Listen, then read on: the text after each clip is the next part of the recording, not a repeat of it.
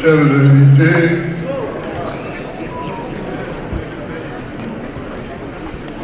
on vous a déjà salué, mais je vous remercie d'être tous là. Merci vraiment d'être là et je me fais l'honneur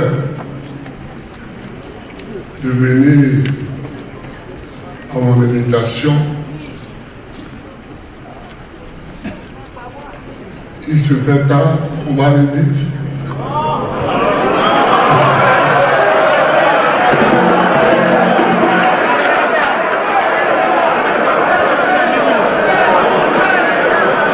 Chers amis,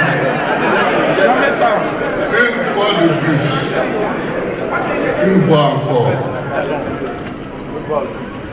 j'accepte d'être votre candidat.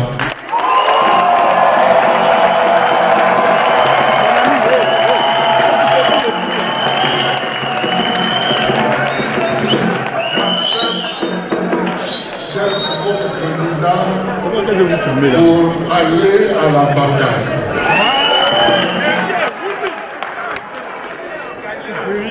Parce qu'il s'agit de la Côte d'Ivoire et il s'agit de l'Afrique. Il s'agit de la Côte d'Ivoire et il s'agit de l'Afrique. C'est chez nous.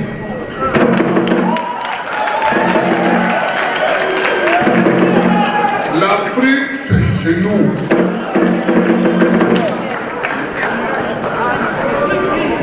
La Côte d'Ivoire, c'est chez nous. Et nous ne pouvons pas laisser les autres se battre pour nous. Nous devons nous battre pour nous-mêmes. Quelquefois, quand je parle à des plus jeunes, et même à mes enfants,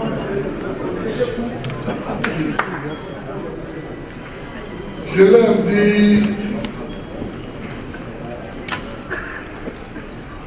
les Africains ont de grandes admirations pour les Occidentaux. Ils ont des admirations. Mais dans tel pays, ils font ceci, dans tel pays, dans tel autre pays, ils font cela.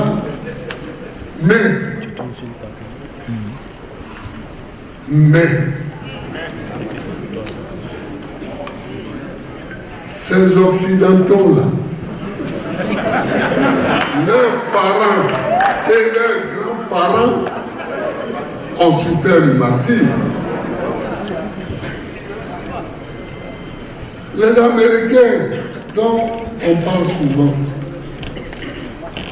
les Américains, ils ont fait la guerre de libération contre la Grande-Bretagne.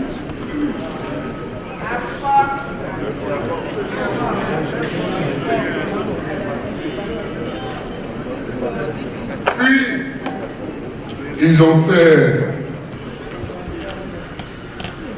la guerre intérieure. Le sud contre le nord. Et tout ce que nous voyons aujourd'hui, c'est le résultat de ces guerres. Ils se sont battus pour que leur pays soit propre, pour que leur pays soit bien. Et bien, aujourd'hui, leur pays est bien. Mais nous, on veut être bien sans se battre. On veut être bien sans traverser des périodes difficiles. Mais enfin,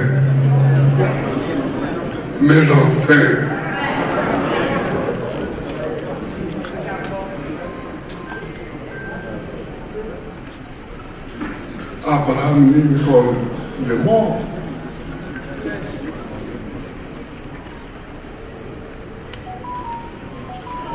George Washington, qui a laissé son nom à la capitale et qui a été le premier président, il est mort.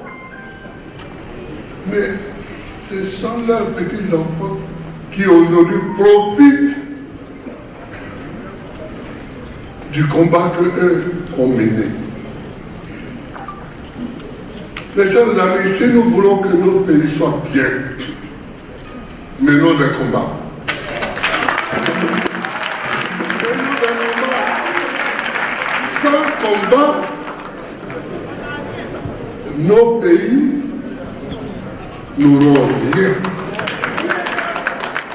Je vous le dis en vérité, sans combat, nos pays n'auront rien.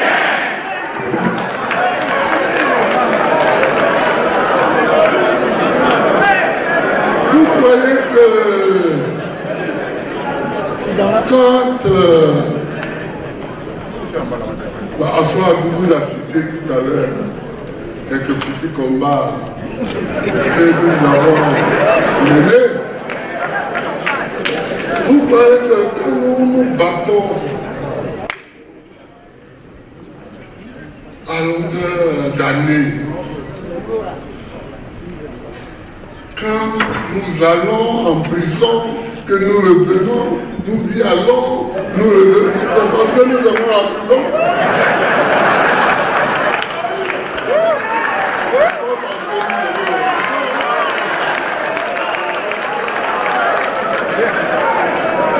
C'est parce qu'il y a des combats à mener. Et ces combats-là, personne ne les mènera à notre place. Donc, nous nous battons. Le premier engagement que moi je peux prendre devant vous, c'est que je vais faire un seul mandat.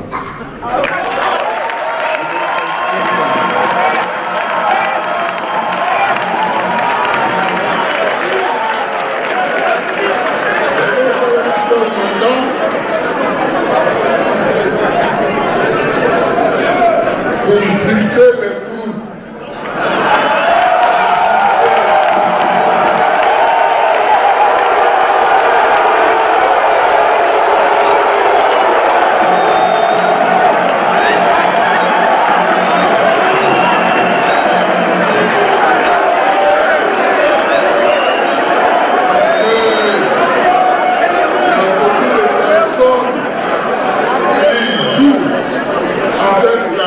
De l'État.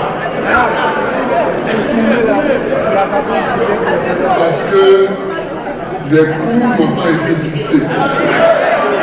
Nous allons les fixer. Et on n'a pas besoin de plus d'un mandat pour ça. On n'a pas besoin de plus d'un mandat. Ils ont vu clair. C'est pourquoi ils nous ont fait la guerre. À partir de 2001.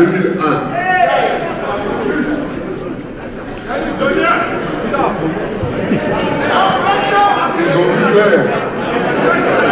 Ils ont vu où nous allions. Ils ont dit on ne peut pas laisser terminer ce mandat. Si on laisse terminer,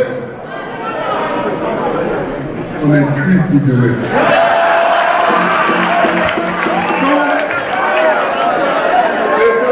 L'engagement, c'est de dire que je vais faire un mandat, mais un mandat où tout sera bouclé.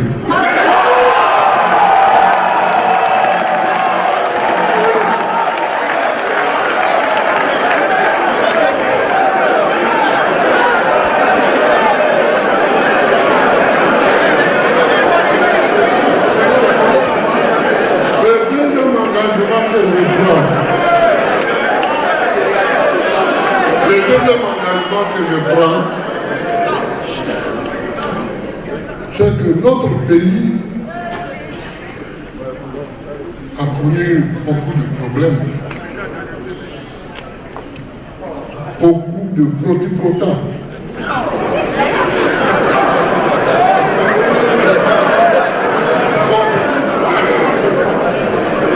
De luttes, de guerre.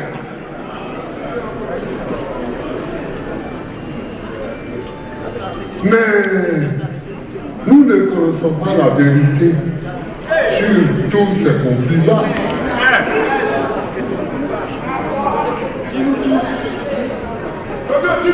Qui a soulevé la rébellion? Qui a fait la rébellion? Ce n'est pas les enfants que nous voyons là.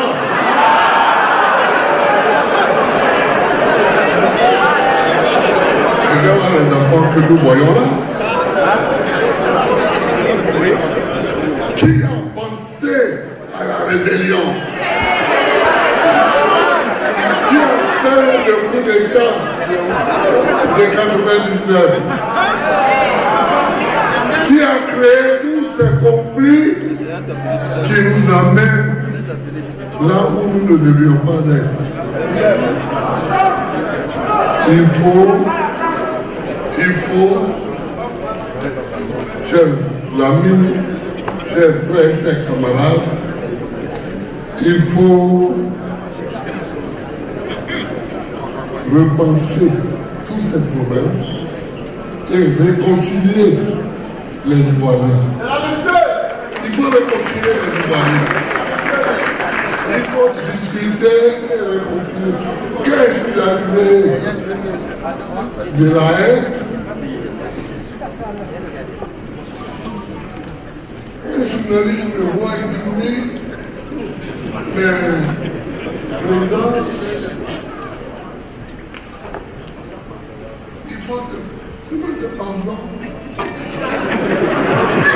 Alors, je dis pourquoi? Je vais demander pardon pour quelque chose. On dit oui, il y a un tel qui est venu. Et il a demandé pardon, il a dit, mais moi je ne suis pas un tel.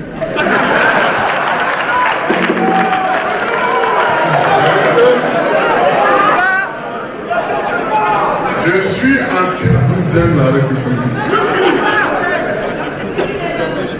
Exactement.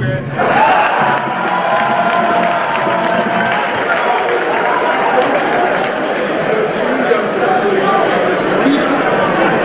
Si un problème se pose, on le pose. On en discute. On arrive à la conclusion. Et étant arrivé à la conclusion, on tire les leçons. Je n'ai pas envie, moi, c'est pas pour envie de mettre les gens en prison, non. Quand quelque chose, quand un moment est passé, ce moment est passé. Donc, le moment de mettre les gens en prison est passé. Mais par exemple, il y en a qui parlent, oui, il y a des femmes qui sont mortes à Bobo, mais qui les a tuées? Qui les a tuées? Il faut qu'on trouve qui les a tuées. Les femmes sont mortes à Bobo, mais il faut qu'on trouve qui les a tuées. On ne peut pas dire oui, quand Babo était président, c'est lui. Il y en a même qui pensent qu'ils sont intelligents. Ils disent oui, c'est la responsabilité. C'est la responsabilité. Il n'y a pas une question de responsabilité. Quand il y a un maître, il y a un maître. Et le maître, il y a un auteur. Il y a un meurtrier. Il y a un meurtrier. Donc, sur toutes ces questions, il faut discuter. Il faut discuter et réconcilier les Ivoiriens. Mais vous allez à tuer. Vous allez abandonner. Vous allez à Boudou. Vous allez à du trésor. Bon, mais il y a des gens qui sont morts. Presque 1000 en un seul jour. Presque 1000 en un seul jour. Mais vous croyez que ces gens peuvent être réellement réintégrés à la République si on ne discute pas de ce problème et qu'on ne donne pas les noms des auteurs? Il faut donner les noms des auteurs. Même si on doit les relâcher après, mais on connaît au moins les auteurs.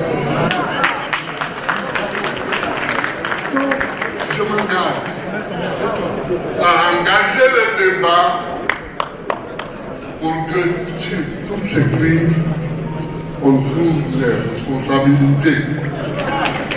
On trouve les responsables et les responsabilités.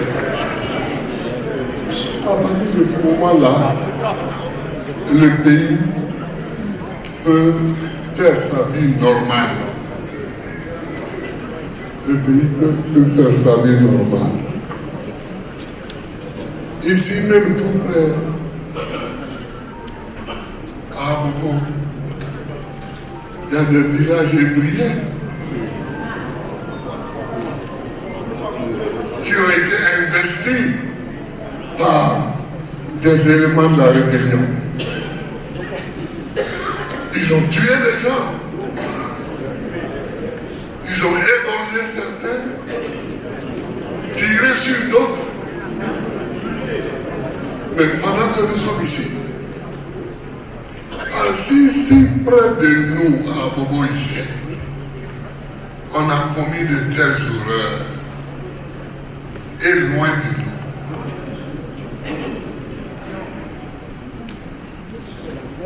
moi je connais quelqu'un qui fait aujourd'hui les réseaux sociaux. Mais quand tu dis un certain nom, il tressaille et il pleure. Parce qu'on a tué son père. Mais il ne le dit pas toujours. Mais on a tué son père. Les rebelles dans leur descente ont tué son père. Il nous faut apporter aux Ivoiriens qui ont souffert, il nous faut leur apporter l'apaisement. En ce qui me concerne, je suis content de ce point de vue-là. Comme un GG de 2011 en 2019 à la CPI, et qu'on ait trouvé que je suis innocent.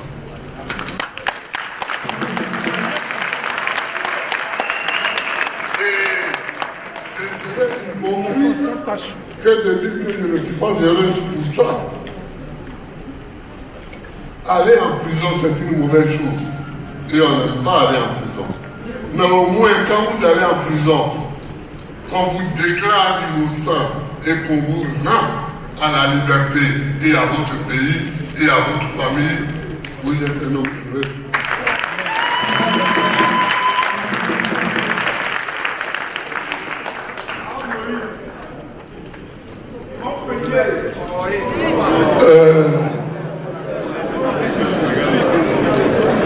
Il faut, je vais faire ce que j'avais déjà fait.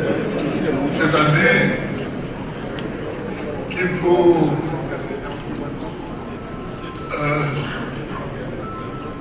rendre la justice effectivement indépendante du pouvoir exécutif. J'ai gouverné ce pays 10 ans. On ne trouvera pas dans ce pays un juge qui peut dire le président de la République, Gbagbo Laurent, m'a appelé pour me dire sur cette affaire, rend ce jugement-ci. Jamais. Jamais. Et je le dis haut et fort. Et je le dis haut et fort. Devant témoin. D'abord parce que ce n'est pas dans ma nature de faire des combines de ce genre. Mais ensuite, ce n'est pas propre au niveau de la République. Ce n'est pas propre de vouloir faire des combines de ce genre. Non. Nous n'avons jamais fait ça et c'est pourquoi personne ne nous a jamais accusé de ça. Il faut rendre la justice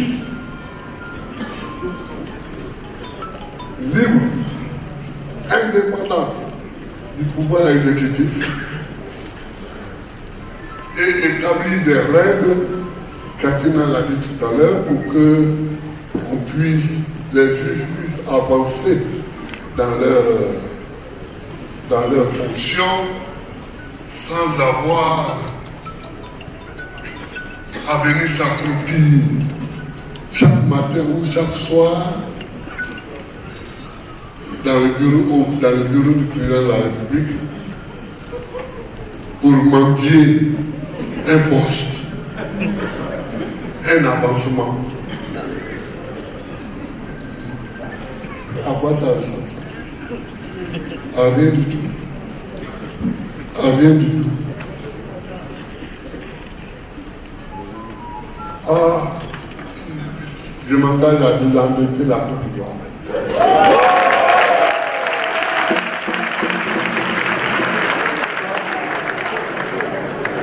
Je sais faire un peu.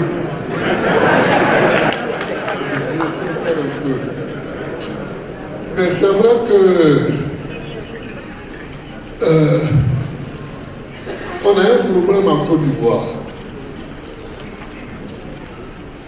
Les gens croient que gérer un pays, c'est une affaire d'économiste.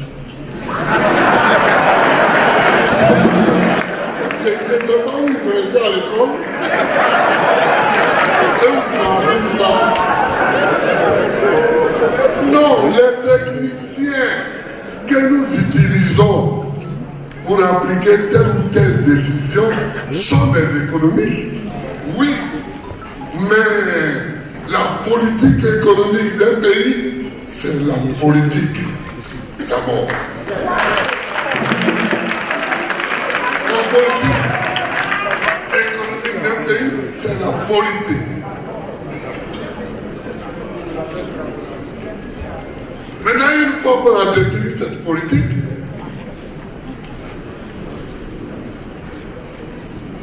comme j'ai appelé à l'époque les mamans de Koulibaly, les bons Guabré, j'ai dit bon, on va faire ça. Alors, trouvez comment on peut faire ça. Ça, c'est... On va faire ça, c'est politique. On va faire ça, c'est politique. Maintenant, vous, trouvez comment on peut s'y prendre. Ça, c'est à vous de le faire. Alors, j'écoute quelquefois les gens.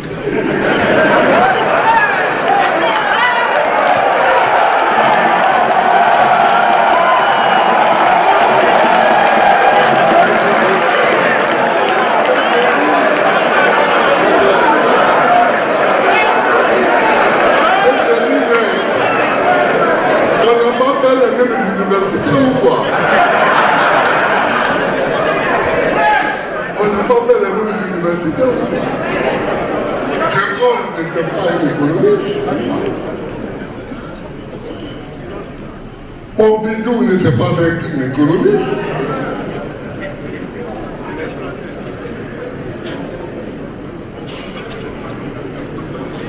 François Mitterrand n'était pas un économiste.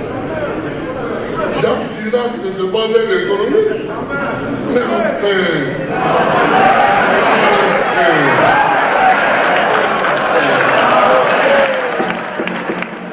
vous voyez, donc il ne faut pas qu'on se trompe. Il ne faut pas qu'on se trompe. Les gens croient qu'il faut être économiste pour tracer les sillons d'une politique économique. Ce n'est pas vrai.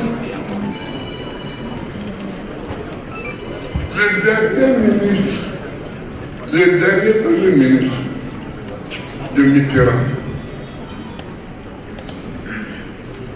qui a été ministre de l'économie et des finances avant d'être ministre, j'ai oublié son nom, Pierre Bérégovoy.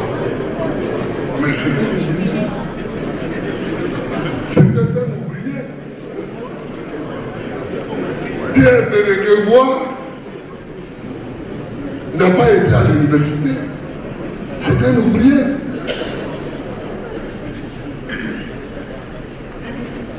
Est-ce que vous comprenez? Et il a été ministre de l'économie et des finances de la France. Et il a été premier ministre de la France. De la France, hein?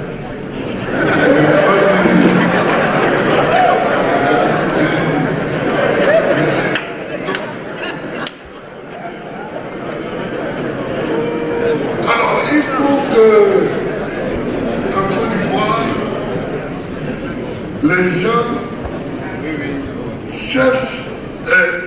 cessent de confondre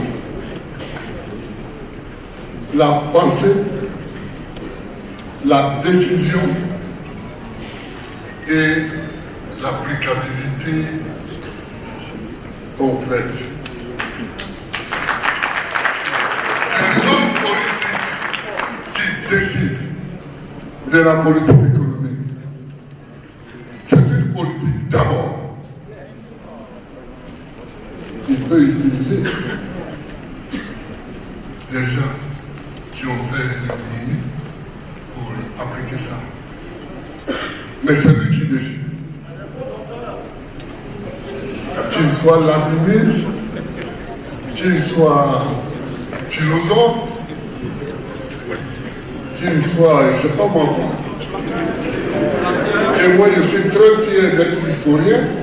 Ça m'a appris beaucoup de choses qu'ils ne savent pas, par exemple ça, ils ne savent pas.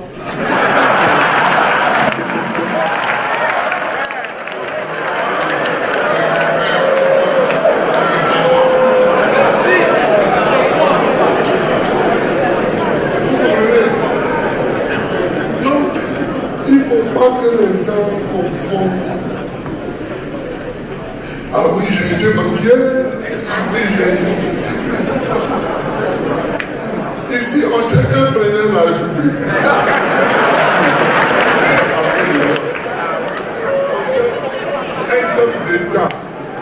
C'est-à-dire, on cherche quelqu'un qui va prendre des décisions qui vont orienter notre économie, qui vont orienter notre politique. C'est ça qu'on cherche. On ne cherche pas un ancien banquier.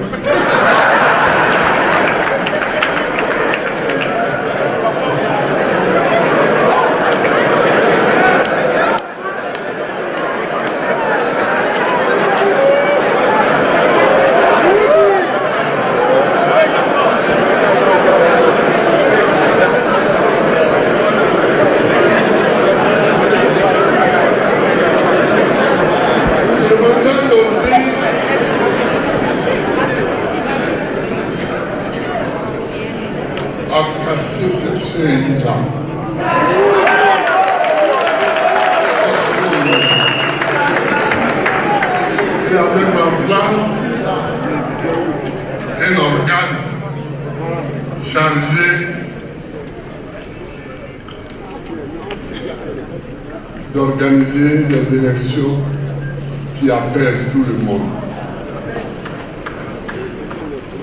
Vous organisez une élection, puis chacun sort en se proclamant président. C'est pas ce que vous avez peur.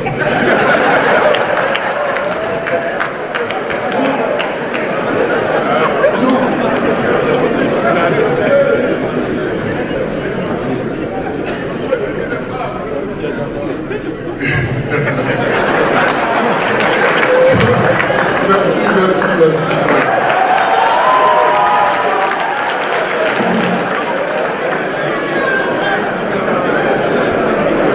Il faut que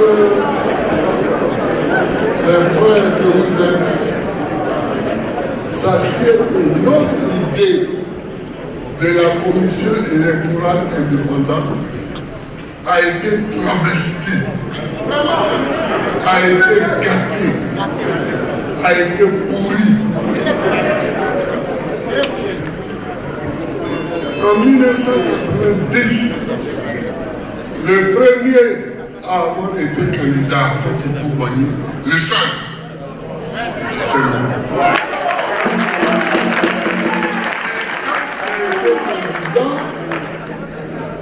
J'ai vu, j'ai entendu ce qui s'est fait et ce qui n'a pas été fait alors que ça aurait pu être fait. À partir de ce moment, octobre 1990, nous avons réclamé les pays à corps et à cru une commission neutre chargée d'organiser les élections pour que chacun ait son véritable poids politique. Et puis, en rencontrant tous les amis africains,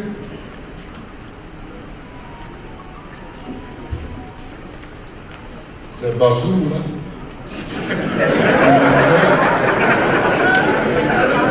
Issoufou, les Bazoum, les Lamine Savadé, au Sénégal, bon, on a discuté avec les uns et les autres. Et puis, nous étions tous tombés d'accord pour la mise en place dans nos pays respectifs d'un organe neutre chargé d'organiser des élections crédibles.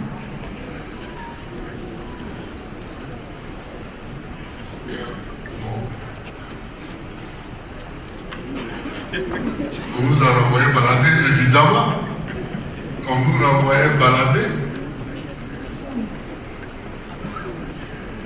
Et puis, à la faveur du coup d'État de 1999,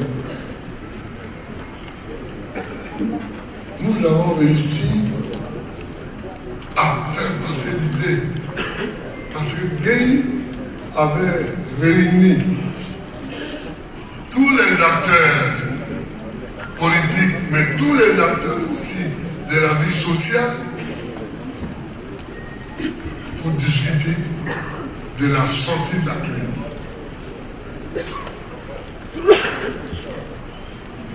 Je remercie un homme comme Denis Segui, René Denis Segui, qui a usé de son poids de professeur de droit. Je ne parle pas de nos militants, mais Denis Segui, Honoré Dieu aussi.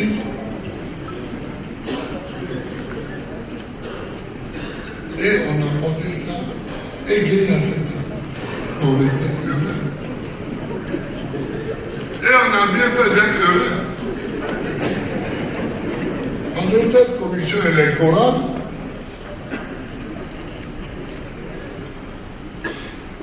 a décidé que le candidat n'était pas le président.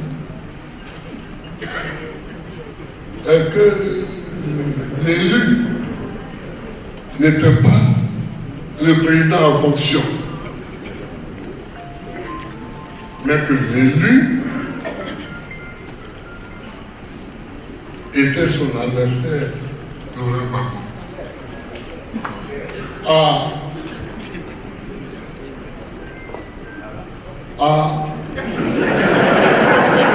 Problème. Parce que lui, il avait pensé comme tout le monde. Il est président sortant. Il est militaire. Donc il a gagné. Si Lida est là, Lida, il est parti. Lida est là.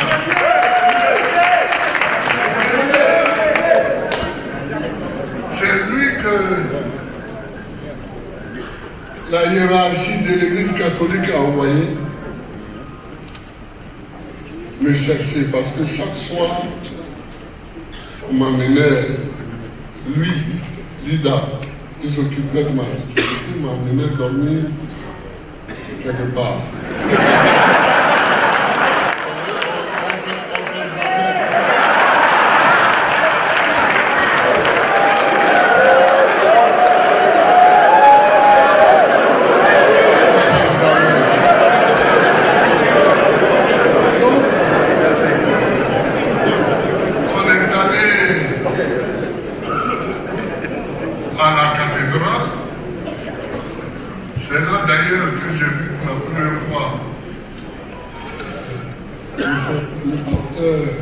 Le bishop Benjamin Boni. Et puis, quand il était là, j'étais là. Ils nous ont demandé ce qui se passait. Quand il dit qu'il a gagné, j'ai dit que j'ai gagné.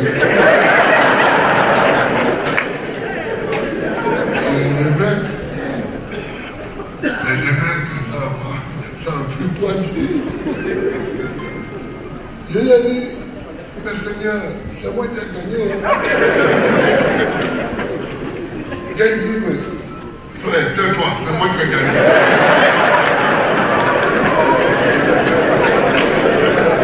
Et finalement,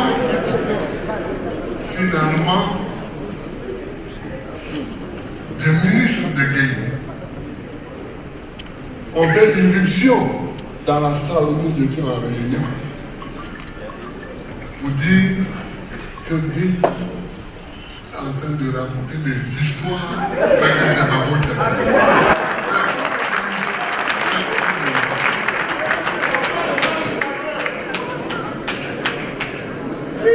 Vous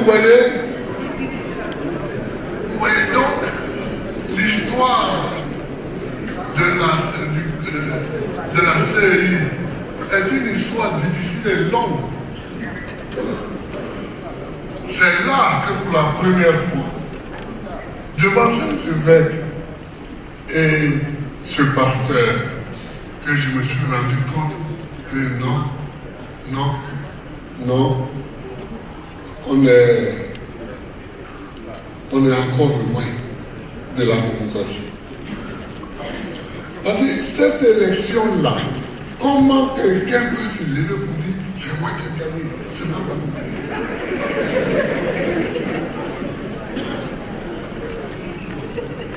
Évidemment, pour dire ça, il a annulé les votes de Divo, de Lakota, de Gagnoa, de Soubré, d'Issia, de tout le pays.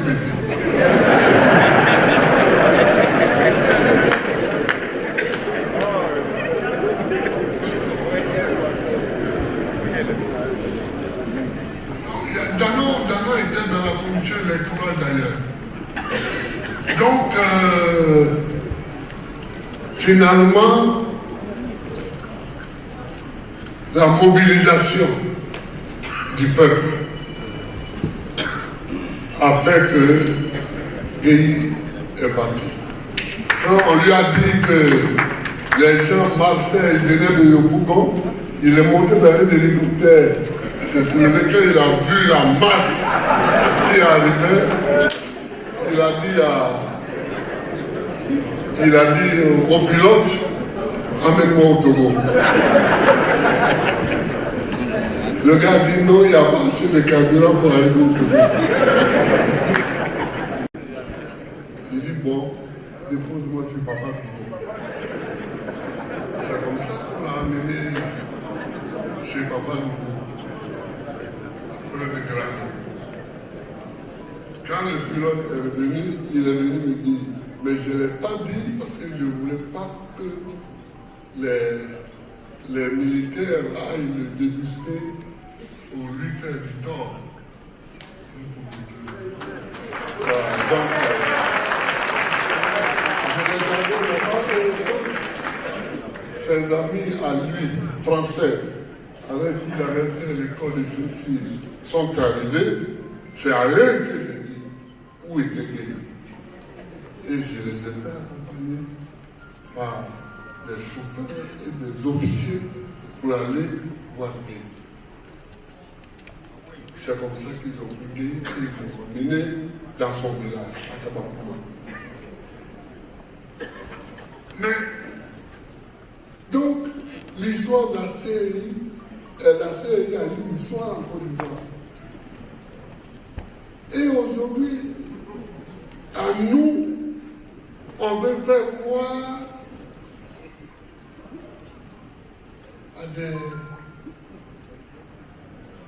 à des blagues. Parce que ceux qui sont en train de dire là, ce sont des blagues. Ce sont des blagues. Mais comment on peut dire que c'est difficile de revoir la liste électorale? C'est pas difficile. On demande aux sous-préfets de Ouagadougou de donner l'ordre à chaque village de Ouagadougou de faire la liste des majeurs en âge de voter. Mais dans chaque village, on est le journée sorti de ça. Dans chaque village, c'est la liste, comme ils sont un peu têtus. Là-bas, ils vont durer un peu, mais dans l'autre village,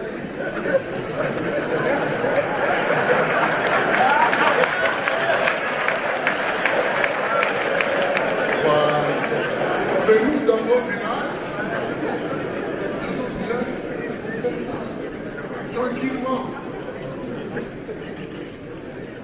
Donc, la série, vraiment, il faut la changer. Je ne dis pas qu'il faut changer les hommes, mais il faut même changer sa conception. Mais un jour, j'ai vu sur une photo des gens qui sont à la série.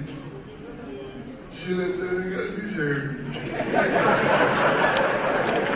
J'ai dit, mais si ceux-là sont dans un organe qu'on appelle un organe indépendant et neutre, ceux-là.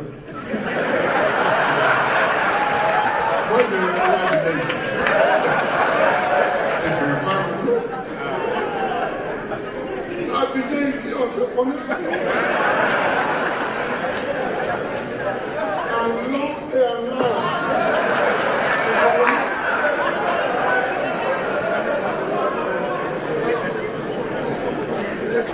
Donc, je le dis haut et fort. Il faut changer la série. Il faut changer la série. Il faut changer la structuration et il faut changer les gens. Parce que dedans, il y a trop de personnes qui ont faim.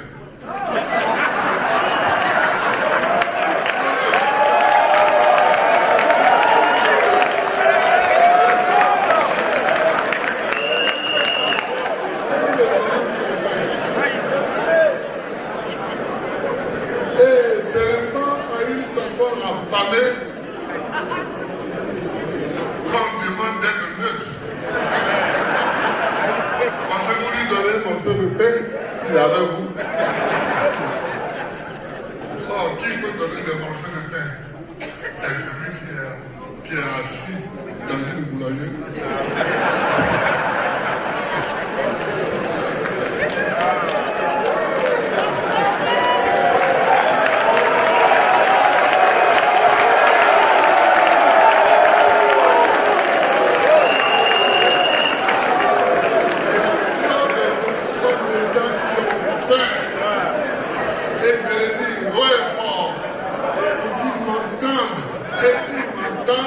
Ils savent de qui je parle. Et ceux qui ont fait là, eux-mêmes ils vont dire, ah, papa m'a dénoncé. Papa m'a dénoncé, mais sans dire mon nom.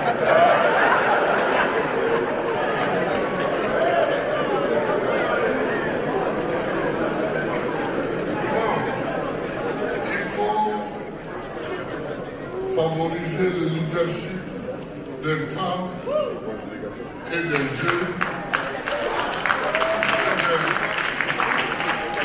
Est-ce que j'ai besoin de... Mais si ce problème-là, le problème des femmes, il y a aussi les femmes elles-mêmes à qui il faut comprendre. Il y a les femmes elles-mêmes et puis il y a leurs maris aussi. Il y a les maris. Parce que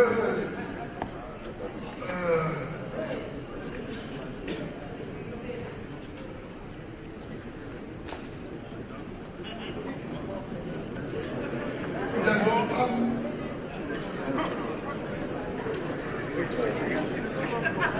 qui font souvent le choix. Elles disent, si j'occupe tel poste,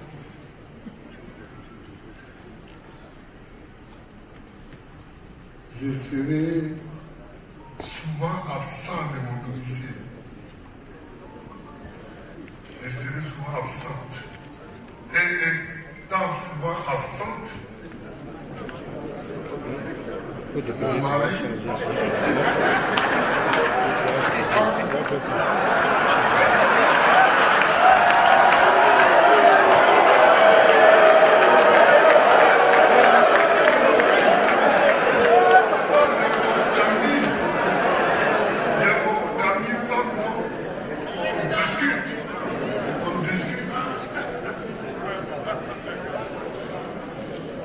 et puis il y a des hommes même qui sont jaloux de voir leur femme occuper certaines fonctions. Autres. Il y a des hommes même qui sont jaloux de ça.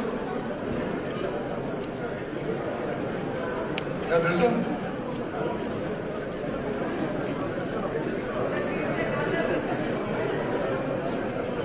Et j'observe. Quand j'étais chef d'État, j'avais un certain nombre de femmes ministres.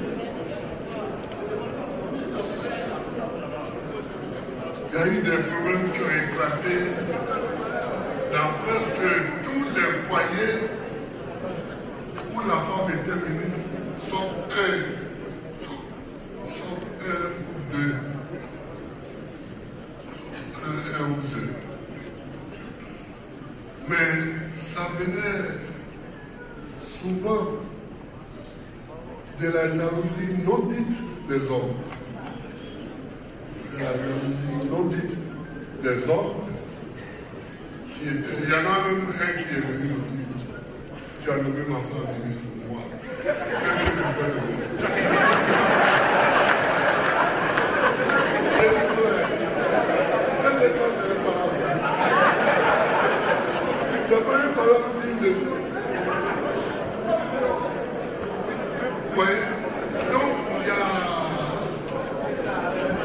C'est ça qui fait la communication. C'est ça qui fait la communication.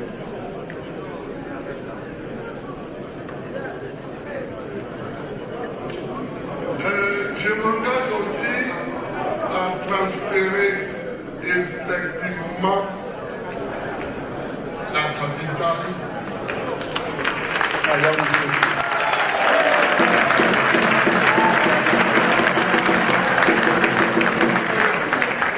Pourquoi je dis ça? Vous savez que la voiture qu'on a pris la dérange. Donc, je pense que je mets la capitale à la main. Voilà. Mais il faut lire les rapports. Il faut lire. Il faut lire. Il y a un changement climatique. Et depuis les côtes du Nigeria jusqu'aux côtes du Libéria et de la Sierra Leone, l'eau monte. L'eau de mer monte. Allez à Lagos. Allez à Lagos. Il y a aujourd'hui des villages laquistes qui sont en face de Lagos. Les gens vont à la maison en pirogue et arrivés, ils montent dans des petits escaliers en bois jusqu'à dans leur maison. Et les rapports disent ça. C'est pourquoi le Nigeria lui-même a transféré sa capitale à Abuja. Regardez même ici en Côte d'Ivoire, là-haut, grand là-haut. Pour nous, vous avez été des Guénois, c'était là-haut notre grande ville maritime. Mais aujourd'hui, là-haut, il n'y a rien. Toutes les tombes même sont envahies par l'eau. Le village, la ville de là-haut même est envahie par l'eau. Et c'est dans des rapports qui sont déjà écrits. Mais les gens ne veulent pas lire. Les gens ne lisent pas. Les gens ne lisent pas. Et moi, j'avais trouvé le moyen de construire Yamoussoukro sans prendre un seul franc de crédit.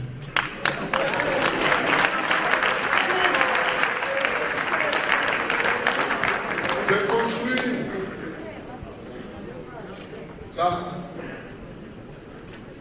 l'Assemblée nationale. Je n'ai pas pris de crédit. J'ai commencé à construire la présidence de la République. J'ai pris aucun franc de crédit. C'est seulement l'autoroute que j'ai tirée de Saint-Globo jusqu'à Yamoussoukro. C'est seulement cette autoroute-là pour laquelle j'ai pris des crédits. Mais des crédits chez les Arabes. Oh, les Arabes ont la zakat. C'est-à-dire, ils ne sont pas autorisés à demander les intérêts exorbitants.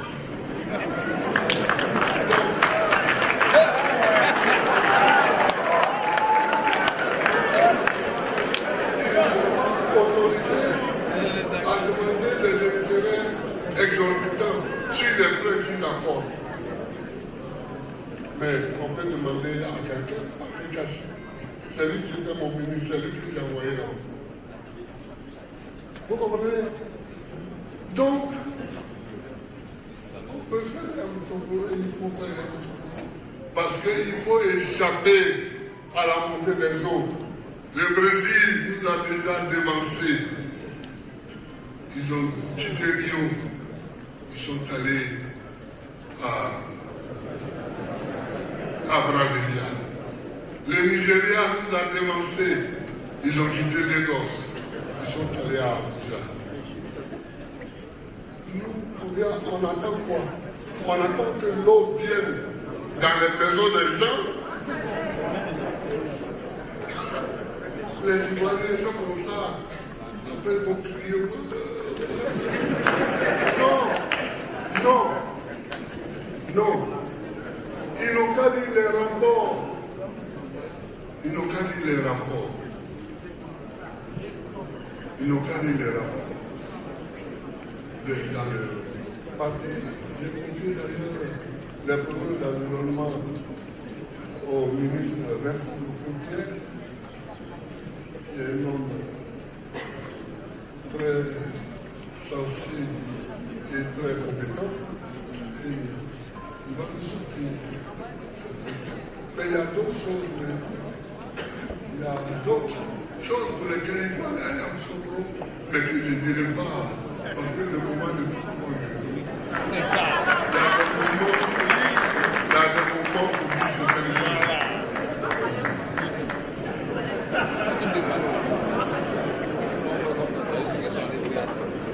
Alors, faire acheter, je m'engage à faire acheter les produits agricoles au juste prix et à promouvoir l'industrie.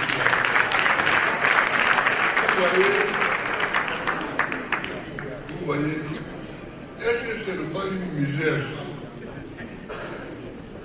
Qu'au Cameroun, on achète le cacao à 5 000 francs le kilo. Au Ghana à 3 000 francs le kilo. Et à Côte d'Ivoire à 1 500 francs. Le cacao, nous sommes les premiers producteurs.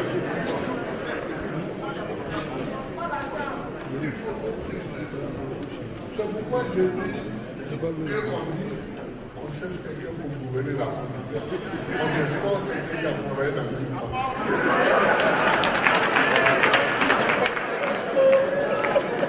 Parce que la vision élémentaire, c'est que si tu achètes le cacao des paysans à 5 000 francs le kilo, à Côte d'Ivoire ici, tu as de l'argent qui circule dans les mains des gens. Ils vont aller au marché acheter des choses. Et toi, tu auras les moyens de faire des taxes sur ce produit-là pour récupérer l'argent. Les taxes.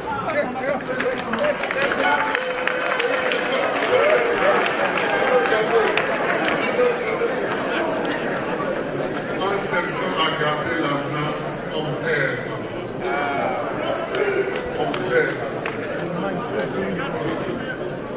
Si les gens disent encore, nous avons quelqu'un qui a travaillé dans les banques, dites-leur que ce n'est pas un banquier.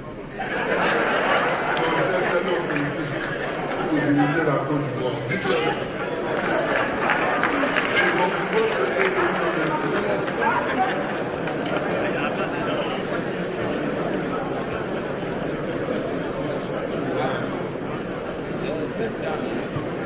on continue à parler de lutter contre la corruption. Ça, moi j'ai déjà fait ça. Moi j'ai déjà fait ça. Un jour, j'étais là avec quelques-uns de mes ministres devant la présidence de la République. Et puis, Yoda et Siro sont venus me saluer. Ah, j'ai dit, mais vous deux, chantez votre chant là. Vous avez un chant, chantez ça. Ah, ils étaient gênés. Le président, j'ai dit, mais vous ne connaissez pas votre chant. Vous dites que si tu nommes quelqu'un qui vole, c'est que toi-même tu es voleur. C'est pas ça.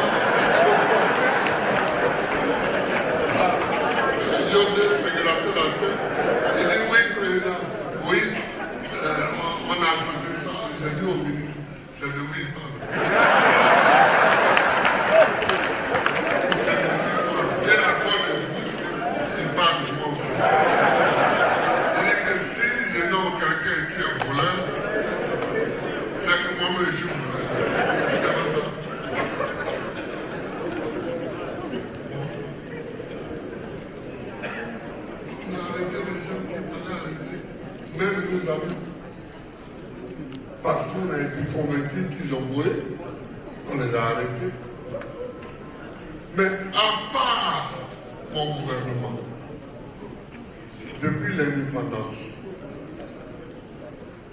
quel chef d'État en Côte d'Ivoire on a vu arrêter ses proches voleurs? Qui?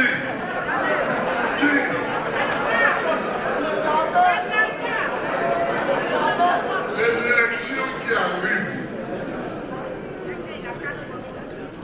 votez pour quelqu'un qui met sa parole en corrélation avec ses actions.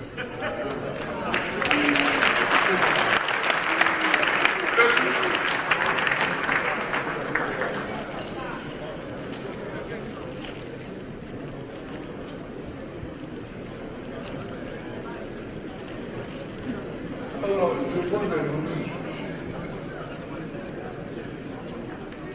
Rétablir la liberté de la presse et assurer la viabilité des médias.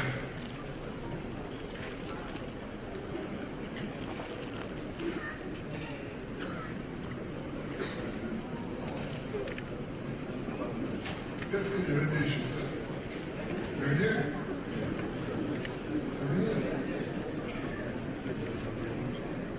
Assurer la liberté de la presse.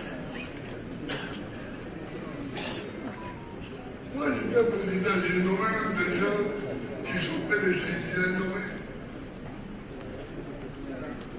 Dans la presse, je les ai nommés. C'est qu'est-ce qu'il va me dire qui va me faire mal? Rien. Donc, si je vois qu'il est compétent, je le nomme. Et puis c'est tout. Et s'il me montre qu'il n'est pas compétent, je l'enlève. Donc, chers amis, voilà ce que je voulais vous dire.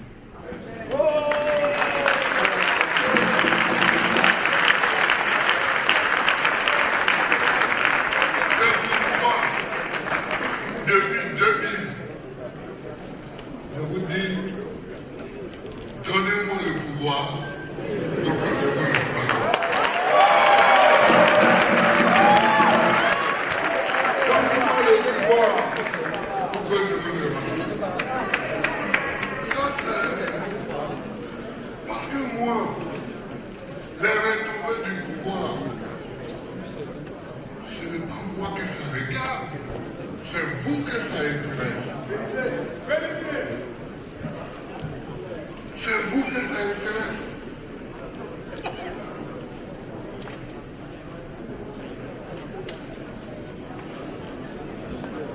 Je ne vais pas dire d'autres choses, mais donnez-moi le pouvoir.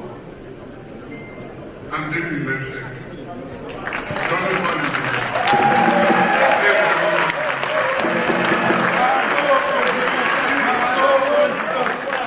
Il faut que notre pays soit à la pointe d'une diplomatie qui rende l'Afrique effectivement indépendante. Nous avons des problèmes comme l'Est du Congo. C'est la galère, il y a des morts tous les jours. Nous avons des problèmes comme le Sahara occidental, qui est un problème infini entre l'Algérie et le Maroc. Nous avons des problèmes comme l'AES, le Niger, le Mali, le Burkina ont créé l'AES. Ils vont bientôt créer leur monnaie. Alors nous avons tout ça. Et l'Afrique ne fait rien. Il nous faut une diplomatie qui bouscule l'Union africaine, qui bouscule toutes les organisations africaines pour que, sur ce terrain-là, l'Afrique s'en sorte, au lieu de se battre tous les jours. Et je m'engage à le faire. Je m'engage à le faire. Donnez-moi le pouvoir et je vous le donnerai.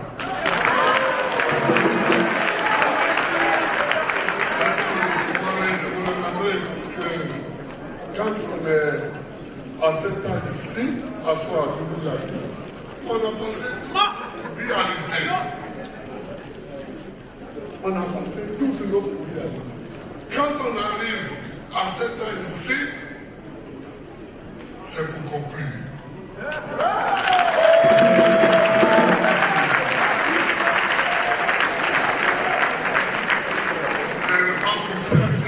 Un salaire, même, c'est pas pour chercher un salaire. Nous avons dépassé le stade de la recherche des salaires importants. Oui, j'ai dépassé ça. On a dépassé ça. On vit bien. On a de quoi vivre. Il faut avoir un idéal. Il faut avoir un idéal pour lequel on se bat.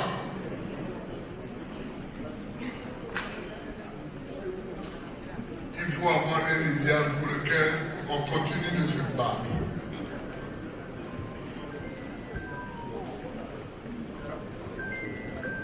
Je vous l'ai dit, les amis, si vous me donnez le pouvoir, c'est vous qui l'aurez.